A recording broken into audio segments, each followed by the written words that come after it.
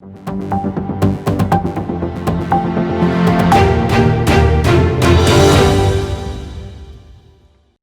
सरकार के कृषि कानून के खिलाफ किसानों का आंदोलन लगातार जारी है। किसान आंदोलन का बॉलीवुड सेलेब से लेकर पंजाब फिल्म और पॉप इंडस्ट्री से जुड़ी हस्तियां भी खुलकर सपोर्ट कर रही हैं। इसी कड़ी में पंजाबी एक्टर और सिंगर हरभजन मान और पॉप आइकन जैज़ी भी शामिल हो गए हैं। पंजाबी गायक हरभजन मान और जैज़ी टिकरी बॉर्डर पर चल रहे किसानों के प्रदर्शन में शामिल हुए। इसके साथ ही दोनों सिंगर ने किसानों को संबोधित भी किया। टिकरी बॉर्डर पर कृषि कानून के खिलाफ 11 किसान भूख हड़ताल पर बैठे हैं, तो वहीं 46 दिनों से किसानों के प्रदर्शन जारी है। उधर प्रदर्शनकारी किसानों का कहना है कि जब तक कानून वापस नहीं होते प्रदर्शन जारी रहेगा। सरकार को पूरी दिक्कत आने शुरू हो गई है।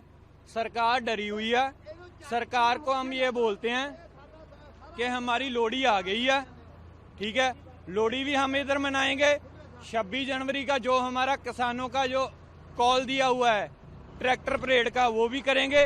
सरकार को हम ये बताना चाहते हैं जल्द से जल्द हमारा हल कर दे, तीनों कानून रद्द कर दें और हम अपने घर को जाएं। उसने बार बार जो मीटिंगें कर रहे हैं किसानों के साथ, सिर्फ उनको कह रहे हैं कि कानून तो रद्द नहीं होंगे, कानून तो रद्द नहीं होंगे।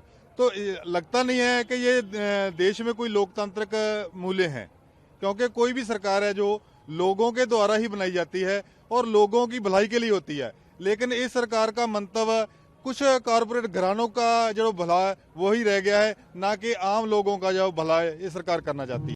सिंघू बॉर्डर में कृषि कानून के खिलाफ चल रहे किसानों के प्रदर्शन के बीच एक एनजीओ ने एक अस्थायी मिनी अस्पताल स्थापित किया है। एनजीओ के साथ काम कर रहे अवतार सिंह का कहना है कि एम्बुलेंस को अक्सर यहां लाया जाता था और छोटी छोटी आपात स्थितियों के लिए भी मरीज को सोनीपत ले जाया जाता था, इसलिए यहाँ एक अस्पताल खोला गया है।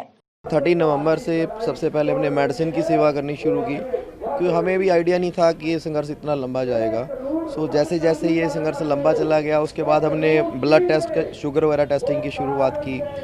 उसके बाद और गया तो जो पुराने आए हुए थे बुज़ुर्ग, जिनकी लीवर, किडनी या और किसी डिजीज़ में को टेस्ट ज़रूरी थे, उनके टेस्ट लेने शुरू किए। सैंपल लिए जाते थे 7 से 12 बजे तक और रिपोर्टिंग दी जाती थी। नेक्स्ट डे ऑनलाइन मोबाइल पे रिपोर्टिंग हो जाती थी।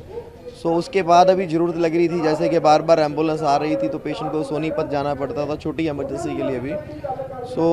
उसको देखते हुए बहुत ज़रूरी था, तो हमने सोचा है कि बिल्डिंग का तो अरेंज होना मुश्किल है, एक टेंट वाटर प्रूफ अरेंज करके इसमें एक हॉस्पिटल खोला जाए।